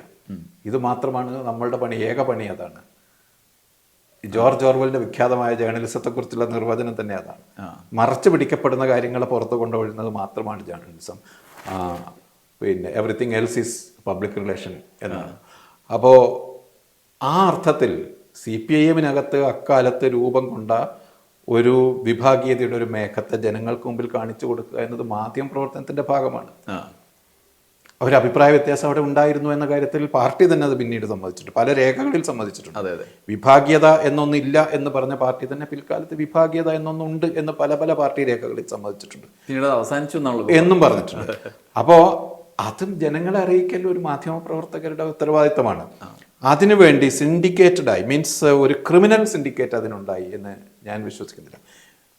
ഈ KM ഷാജഹാൻ ഉൾപ്പെടെയുള്ള ആളുകൾ അവിടെ വെച്ചത് പാർട്ടിയാണ്. പ്രതിപക്ഷ നേതാവായിരിക്കുമ്പോൾ IS ഗുലാത്തിയുടെ മറ്റേ ഓഫീസിലായിരുന്നു എന്നാണ് എൻ്റെ ഓർമ്മ. ഏതായാലും ഐസക്കിൻ്റെ നിർദ്ദേശപ്രകാരമാണ് KM ഷാജഹാൻ VSൻ്റെ ഓഫീസിലെത്തുന്നത്. അപ്പോൾ അവിടെ ഒരു പ്ലാൻഡായ ഓർക്കസ്ട്രേറ്റഡായ ആസൂത്രിതമായ ഒരു പ്രവർത്തനം പ്രതിപക്ഷ നേതാവിൻ്റെ ഓഫീസിൽ ഉണ്ട്. അതിപ്പോഴും ഉണ്ടല്ലോ, എല്ലാ നേതാക്കളുടെയും ഓഫീസിൽ ഇപ്പോൾ അതുണ്ടല്ലോ. അതിനെ പോസിറ്റീവായാണ് കാണേണ്ടത് എന്നാണ്. VSന് കാര്യങ്ങൾ പറഞ്ഞു കൊടുക്കുന്ന മീൻസ് വിശദീകരണം ആവശ്യമുള്ള കാര്യങ്ങളിൽ VSനെ സഹായിക്കുന്ന VS ജോസഫ് സി മാത്യു ഇവിടെ VSൻ്റെ ഓഫീസിലേക്ക് വന്ന കഥ പലതവണ ജോസഫ് പറഞ്ഞിട്ടുണ്ട്. ജോസഫ് ഒരു സമരത്തിൽ ജോസഫ് ഇൻഫോ പാർക്കിലെ ഒരു സ്ഥാപനത്തിൽ ജോലി ചെയ്യുന്ന ആളായിരുന്നു. ഇൻഫോ പാർക്ക് തന്നെയാണെന്ന് എനിക്ക് തോന്നുന്നത്, അല്ലെങ്കിൽ ഒരു IT ഫേമിൽ ജോലി ചെയ്യുന്ന ആളായിരുന്നു. US ടെക്നോളജീസ് ആണെന്ന് തോന്നുന്നു. അവിടെ ഒരു തൊഴിൽ സമരം ഉണ്ടായപ്പോൾ അതിനെക്കുറിച്ച് പരാതി പറയാൻ വേണ്ടി വന്ന ആളാണ് ജോസഫ് സി മാത്യു. പരാതി പറയാൻ വന്നതാണ്, VSൻ്റെ ഇടപെടൽ ആവശ്യപ്പെട്ട് വന്നയാളാണ്. അപ്പോൾ ജോസഫിനെ അവിടെ പിടിച്ച് പിന്നീട് അങ്ങോട്ട് IT കാര്യങ്ങളുടെ ഉപദേഷ്ടാവാക്കി വെക്കുകയാണ് ചെയ്തത്. VSന് ഇടപെടണമെന്ന് VS തീരുമാനിച്ച കാര്യങ്ങളിൽ പലരെയും പല എക്സ്പെർട്ടൈസും VS ഉപയോഗപ്പെടുത്തിയിട്ടുണ്ട്. അപ്പോൾ അതിൽ പരിസ്ഥിതിയുമായി ബന്ധപ്പെട്ട് പരിസ്ഥിതി പ്രവർത്തകരുണ്ട്, IT മേഖലയിൽ നിന്നുള്ള ആളുകളുണ്ട്. ഇതെല്ലാം ഒരു രാഷ്ട്രീയ നേതാവ് ചെയ്യേണ്ട കാര്യം തന്നെയല്ലേ ഇത്. അതിനെയാണ് ഒരു സിൻഡിക്കേറ്റ് പ്രവർത്തിക്കുന്നുണ്ട് എന്ന് പറയുന്നത്. CPIM-നെതിരെ ഒരു വാർത്ത സൃഷ്ടിച്ചെടുത്ത് പ്രചരിപ്പിക്കാൻ ക്രിമിനൽ സ്വഭാവമുള്ള ഒരു സിൻഡിക്കേറ്റ് പ്രവർത്തിച്ചിട്ടുണ്ട് എന്ന് പറഞ്ഞാൽ ഞാനത് വിശ്വസിക്കുന്നില്ല. മധു നേരത്തെ പറഞ്ഞ പോലെ ഞാൻ അതിൻ്റെ ഭാഗമായിരുന്നു എന്നാണെങ്കിൽ ഞാൻ ആ പാർട്ടിൽ ഞാൻ പങ്കാളിയല്ല. അങ്ങനെ ഉണ്ടായിട്ടുണ്ടെങ്കിൽ അങ്ങനെ ഉണ്ടായിട്ടുണ്ട് എന്ന് ഞാൻ വിശ്വസിക്കുന്നില്ല. വന്ന വാർത്തകൾ അത്രയും ഉള്ളതാണല്ലോ. അതെ അതെ. എനിക്ക് വ്യക്തിപരമായി ഉറപ്പിച്ച് പറയാവുന്ന ഒരു കാര്യം, ഒരു റിപ്പോർട്ടർ എന്ന നിലയിൽ 2003 മുതൽ 2010 വരെയും അതിനുശേഷം 2014 വരെ ഇന്ത്യ വിഷൻ്റെ എഡിറ്റർ എന്ന നിലയിലും ഞാൻ കൊടുത്ത വാർത്ത, റിപ്പോർട്ടർ എന്ന നിലയിൽ ഞാൻ കൊടുത്ത വാർത്തകളും എഡിറ്റർ എന്ന നിലയിൽ ആ ചാനൽ കൊടുത്ത വാർത്തകളിലും വസ്തുതാവിരുദ്ധമായ ഒന്നും ഉണ്ടായിട്ടില്ല എന്ന് എനിക്ക് ഉറപ്പിച്ച് പറയാം. അതേസമയം പിണറായി വിജയൻ്റെ വീടിനെ കുറിച്ച്, കമല ഇന്റർനാഷണലിനെ കുറിച്ചൊക്കെ പല പല സ്ഥാപനങ്ങൾ പല പല വാർത്തകൾ കൊടുത്തിട്ടുണ്ട്. അതിനിപ്പോൾ ഒരു രാഷ്ട്രീയ പാർട്ടി ചെയ്യുന്ന കുറ്റങ്ങൾക്ക് മറ്റൊരു രാഷ്ട്രീയ പാർട്ടിയെ നമുക്ക് കുറ്റം പറയാൻ പറ്റുമോ? ഒരു മാധ്യമ സ്ഥാപനം ചെയ്യുന്ന കാര്യങ്ങൾക്ക് മറ്റൊരു മാധ്യമ സ്ഥാപനത്തെ നമുക്ക് കുറ്റം പറയാൻ പറ്റുമോ? KSRTC ബസ്സിൽ മലപ്പുറം മുതൽ മഞ്ചേരി വരെ വണ്ടി ഓടിക്കുന്ന ഒരാൾ വരുത്തിയ ഒരു അപകടത്തിന് ആറ്റിങ്ങൽ മുതൽ തിരുവനന്തപുരം വരെ നടത്തിയ KSRTC ഡ്രൈവറെ കുറ്റം പറയാൻ പറ്റില്ലല്ലോ. അതുപോലെ അത് വേറെയാണ്, അങ്ങനെ പറയാൻ പറ്റില്ല. പക്ഷെ ഒരു ഒരു ഒരു കോൺസ്പിറസി എന്ന മട്ടിൽ അങ്ങനെയൊന്നും ഉണ്ടായിട്ടില്ല എന്നാണ് എൻ്റെ വിശ്വാസം. അതേസമയം ഒരു രാഷ്ട്രീയ പ്രവർത്തകൻ എന്ന മട്ടിൽ VS അദ്ദേഹത്തിന് ആവശ്യമുള്ള എല്ലാ മേഖലകളിൽ നിന്നും സഹായം സ്വീകരിച്ചുകൊണ്ടാണ് പ്രതിപക്ഷ നേതാവായിരുന്ന കാലത്തും അതിനുശേഷവും അദ്ദേഹത്തിൻ്റെ ഓഫീസിനെ പ്രവർത്തിപ്പിച്ചത് എന്ന കാര്യത്തിൽ സംശയമില്ല. അപ്പോൾ ഈ മാധ്യമപ്രവർത്തനത്തിൻ്റെ ഒരു ഘട്ടത്തിൽ ഇപ്പോൾ ഇന്ത്യ വിഷൻ തന്നെ ഈ തരത്തിലുള്ള ഇടപെടലുകൾ നടത്തുന്ന ഘട്ടത്തിൽ കുറച്ചുകൂടി ജനകീയമായ പ്രശ്നങ്ങൾ ഏറ്റെടുക്കുന്നു എന്നൊരു പ്രതിബദ്ധത ആ വാർത്തകളിലും അന്നത്തെ സമീപനങ്ങളിലും ഉള്ളതായിട്ട് നമുക്ക് ഫീൽ ചെയ്യുന്നുണ്ട്. പ്രത്യേകിച്ച് ഇപ്പോൾ CPM-ൻ്റെ വാർത്ത റിപ്പോർട്ട് ചെയ്യുമ്പോൾ തന്നെ CPM-നെ ഏതെങ്കിലും വിധത്തിൽ കുഴപ്പത്തിലാക്കുക എന്നുള്ളതിനപ്പുറത്ത് CPM-നകത്തൊരു ഉയർന്നു വരുന്നൊരു പ്രശ്നത്തെ, ജനങ്ങൾക്ക് ബാധിക്കുന്ന രീതിയിലുള്ളൊരു പ്രശ്നത്തെ, മറച്ചു വെക്കപ്പെടുന്ന പ്രശ്നത്തെ പുറത്തേക്ക് കൊണ്ടുവരിക എന്നുള്ളൊരു ഉദ്ദേശം അതിനകത്തുണ്ടല്ലോ. പിന്നീട് ദശകങ്ങൾ കഴിഞ്ഞു, കുറച്ച് 1-2 ദശകങ്ങൾ കഴിയുമ്പോൾ മാധ്യമങ്ങളുടെ സ്വഭാവത്തിൽ പ്രത്യേകിച്ച് കൈകാര്യം ചെയ്യുന്ന വിഷയങ്ങളിലൊക്കെ വലിയ മാറ്റങ്ങൾ ഉണ്ടായിട്ടുണ്ട്. ഇന്ന് VS യാത്രയാവുന്ന ഘട്ടത്തിൽ പോലും നമുക്ക് അത് സമീപനങ്ങൾ എന്തൊക്കെയാണെന്ന് ചർച്ച വിവാദങ്ങളൊക്കെ ഉള്ള സമയമാണ്. അതിലുള്ള വ്യത്യാസം എന്താണെന്ന് ബഷീർ നിരീക്ഷിച്ചിട്ടുണ്ടോ? പുതിയ കാലത്തെ പ്രത്യേകിച്ച് ദൃശ്യമാധ്യമങ്ങളുടെ സമീപനത്തിൽ, അതും ഇടതുപക്ഷ രാഷ്ട്രീയത്തെ റിപ്പോർട്ട് ചെയ്യുന്നതിലുള്ള വ്യത്യാസം? ഞാനതിനെ മാധ്യമങ്ങളിൽ ഗ്ലോബലി നാഷണലി വന്ന ട്രാൻസ്ഫോർമേഷനുമായി ചേർത്തേ കാണുന്നുള്ളൂ. ലോകത്തെ മാധ്യമങ്ങളിൽ തന്നെ ഇത് സംഭവിച്ചിട്ടുണ്ട്. അമേരിക്കൻ മാധ്യമങ്ങളിൽ ഈ ഒരു ധാര വേറെയുണ്ട്. ഇന്ത്യൻ മാധ്യമങ്ങളിൽ അറിയാലോ, റിപ്പബ്ലിക് TV പോലെയുള്ള സ്ഥാപനങ്ങൾ, ഇപ്പോൾ ടൈംസ് നൗ പോലെയുള്ള സ്ഥാപനങ്ങൾ വേറെയുണ്ട്. കേരളത്തിൽ സംഭവിച്ചത് ഒന്ന്, ആ കാലത്ത് മത്സരം ഇതിലൊരു പ്രധാന ഘടകമാണ്. ഇപ്പം മധു കൈകാര്യം ചെയ്തൊരു വിഷയമാണ് ടാമുമായി ബന്ധപ്പെട്ട് ഉള്ള ഒരു മത്സരം ഇതിലൊരു പ്രധാന ഘടകം തന്നെയാണ്. ഈ മധു ഈ പറയുന്ന ആ കാലത്ത് പത്രപ്രവർത്തനം എന്നത് കുറെ കൂടി ഡിഗ്നിഫൈഡ് ആയി നടന്നു എന്ന് പറയുന്ന കാലത്ത് ഇത്രയും മത്സരമില്ല. യഥാർത്ഥത്തിൽ മത്സരിക്കാൻ കുറച്ച് ആളുകളുള്ളൂ. മത്സരം കൂടി വന്നപ്പോൾ ജേർണലിസത്തിലേക്ക് ഊന്നുന്നതിന് പകരം കെണി വെച്ച് പിടിക്കുന്നതിലേക്കാണ് പോയത് എന്നതാണ് അതിലെ വ്യത്യാസം. കുറെ കൂടി ജേർണലിസത്തിലേക്ക് ഊന്നാമായിരുന്നു. ജേർണലിസത്തിലേക്ക് ഊന്നിയാൽ ജനം കൂടെ നിൽക്കുമെന്ന കാര്യത്തിൽ ഒരു സംശയവുമില്ല. പക്ഷെ സംഭവിച്ചത് ഈ തൊഴിലാണ് നമ്മൾ ചെയ്യുന്നത് എന്ന് മനുഷ്യരോട് പറയാൻ പറ്റാത്ത വിധത്തിൽ ആ തൊഴിലിൻ്റെ ക്വാളിറ്റിയെ താഴേക്ക് കൊണ്ടുവരുന്നതിൽ ജേർണലിസ്റ്റുകൾ തന്നെയാണ് അത് ചെയ്തത് എന്നാണ്. അത് മുതലാളിമാർക്ക് വേണ്ടിയാണ് എന്നും അത് ടാമിന് വേണ്ടിയാണ് എന്നും അതാണ് ജനപ്രിയം എന്നും അങ്ങനെയാണ് വളരെ പ്രശസ്തനായ ഒരു എഡിറ്റർ പറഞ്ഞത്. ഇതാണ് ദ ഫീലിംഗ് ഓഫ് ദി അവർ എന്ന മട്ടിലാണ് അദ്ദേഹം. ഈ നിമിഷത്തിൻ്റെ ഈ ഒരു മണിക്കൂറിൻ്റെ ആവശ്യം അതാണ്. അങ്ങനെ അല്ല, ജേർണലിസത്തിൽ ലീഡർഷിപ്പിലുള്ള ആളുകൾക്ക് അത് പറയാൻ കഴിയില്ല. നേരത്തെ ഉണ്ടായിരുന്ന ഒരു ക്വാളിറ്റി എന്ന് പറയുന്നത് പത്രമാധ്യമങ്ങളിൽ നിന്ന് ഏഷ്യാനെറ്റിലേക്കും മറ്റും വന്ന ആളുകളായിരുന്നു ടെലിവിഷൻ്റെ ലീഡർഷിപ്പിൽ കാര്യമായിട്ട് ഉണ്ടായിരുന്നത്. എല്ലാവരും തന്നെ പത്രമാധ്യമങ്ങളിൽ നിന്നാണ്. ഇപ്പോൾ പലരും ഈ ടെലിവിഷനിൽ ജനിച്ച ആളുകളല്ല, ടെലിവിഷനിൽ ജനിച്ചവരും പിന്നെ ഈ ഫ്രെയിമിനകത്ത് സ്ക്രീനിനകത്തേക്ക് മാത്രമായി വന്നവരും ചേർന്നുണ്ടാക്കിയ ഒരു അവസ്ഥയാണിത്. ജേർണലിസം എന്നത് അവർക്ക് ആ കാലത്ത് ജേർണലിസം എന്നത് അല്ലെങ്കിൽ ജേർണലിസത്തെ മാനിക്കുന്ന ആളുകൾക്ക് സത്യത്തോട് ട്രൂത്തിനോടാണ് ഒരു ഒരു ഒരു ഒരു കൂറ്. അതാണ് അൾട്ടിമേറ്റ് ആയിട്ടുള്ളത്. ഇപ്പോൾ വാട്ടർഗേറ്റ് സ്കാൻഡലിൻ്റെ വിചാരണ വേളയിൽ ഇത് സത്യമാണോ എന്ന് ചോദിക്കുമ്പോൾ this is the best available version of the truth എന്നാണ് പറയുന്നത്. നമുക്ക് ലഭ്യമായതിൽ ഏറ്റവും നല്ല സത്യം ഇതാണ്. ആ ഒരു കമ്മിറ്റ്മെൻറ്റ് ഒരു ഒരു നിഷ്ഠ ജേർണലിസ്റ്റുകൾക്കുണ്ടായിരുന്നു. ഇപ്പോൾ അതില്ല. ഇപ്പോൾ ഇല്ലാത്തത് യഥാർത്ഥത്തിൽ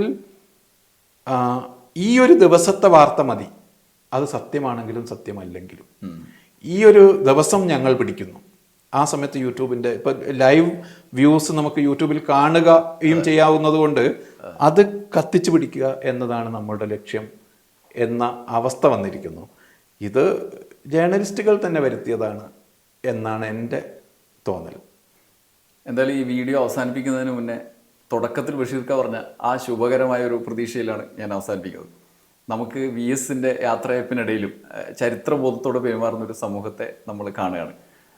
ചരിത്രത്തെക്കുറിച്ച് ബോധ്യത്തോടെ വി എസിനെ ഓർത്തെടുത്ത് അദ്ദേഹത്തിന് അർഹമായ യാത്രയപ്പ് നൽകുന്ന ഒരു സമൂഹത്തെയാണ് നമ്മൾ കാണുന്നത്. അതെല്ലാ മേഖലയിലും അങ്ങനെ ഒരു ശുഭകരമായൊരു തുടർച്ച ഉണ്ടാവുമെന്ന് വിചാരിക്കല്ലേ? തീർച്ചയായും നമുക്ക് പരസ്പരം പറയാവുന്ന മാധ്യമ മേഖലയെക്കുറിച്ചാണല്ലോ. ഞാൻ വിചാരിക്കുന്നത് ഒരു താൽക്കാലിക സ്റ്റേജാണ് എന്നാണ്. ജനം ഇതിനെ റിജക്റ്റ് ചെയ്യുമല്ലോ. ജനം റിജക്റ്റ് ചെയ്യും എന്ന കാര്യത്തിൽ യാതൊരു സംശയവുമില്ല. ഈ മാധ്യമ രീതിയെ ജനം റിജക്റ്റ് ചെയ്യും എന്ന കാര്യത്തിൽ എനിക്ക് ഒരു സംശയവുമില്ല. ജനം അവർക്ക് ആവശ്യമുള്ളതും അവർക്ക് യഥാർത്ഥത്തിൽ ആവശ്യമുള്ള മാധ്യമങ്ങളെ അവരേറ്റെടുക്കുകയും മുന്നോട്ട് കൊണ്ടുപോയി ചെയ്യും. ബിസിനസ് നടക്കുമായിരിക്കും, പക്ഷേ ജനങ്ങളുടെ മനസ്സിൽ സ്ഥാനമില്ലാത്ത ഒരു മാധ്യമ പ്രവർത്തനം അധികകാലമൊന്നും പോകുമെന്നല്ല. അത് ചോദിക്കുന്നത് മാധ്യമ മേഖലയിൽ മാറ്റം ഉണ്ടാകുമോ എന്നതാണെങ്കിൽ എൻ്റെ അതിലെ വിശ്വാസം ജേർണലിസം എന്ന പ്രൊഫഷൻ നിലനിൽക്കും. അത് മുതലാളിമാരിലൂടെ ആകണമെന്നില്ല. അത് ആ തൊഴിലിനോട് ഒരു കമ്മിറ്റ്മെൻ്റ് ഉള്ള ജേർണലിസ്റ്റുകളിലൂടെ ആയിരിക്കും അത് സർവൈവ് ചെയ്യുക. അതിന്റെ സോഫ്റ്റ്വെയറുകളിൽ ചിലപ്പോൾ മാറ്റങ്ങൾ ഉണ്ടായിരിക്കും. ജേർണലിസത്തിന്റെ അതിൻ്റെ അടിസ്ഥാന കോറിൽ അടിസ്ഥാന സംഗതിയിൽ വ്യത്യാസം ഉണ്ടാകില്ല എന്നാണ്. കേരളം പോലെ പൊളിറ്റിക്കലി ഇത്രയും ചാർജഡായ ഒരു സൊസൈറ്റിയിൽ ജേർണലിസം അന്യാധീനപ്പെട്ടു പോകും എന്ന് ഞാൻ വിശ്വസിക്കുന്നില്ല. ഇത്രയും നേരം സമയം ചെലവഴിച്ചതിന് വളരെയധികം നന്ദി. അടുത്ത ആഴ്ച ന്യൂസ് അറ്റ് ഹൗസിൽ ടോക്ക് ഷോയിൽ മറ്റൊരു അതിഥിയുമായി വീണ്ടും വരാം. നന്ദി, നമസ്കാരം.